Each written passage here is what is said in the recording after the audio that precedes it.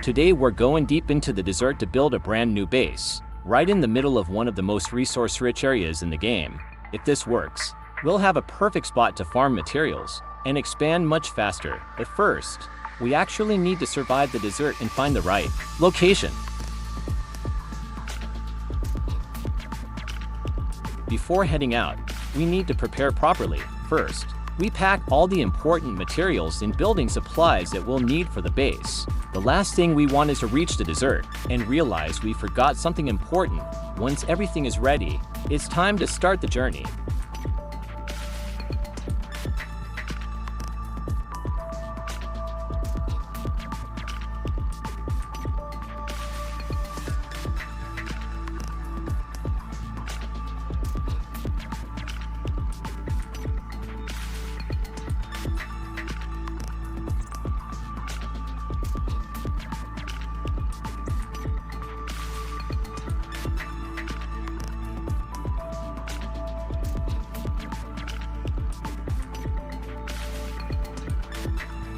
The first thing we do is open the overlay map to figure out where we want to go in the deep desert. From there, we start traveling across the area and looking for the perfect spot. What we really want is a location with rich resources nearby, because that will make farming materials much easier later.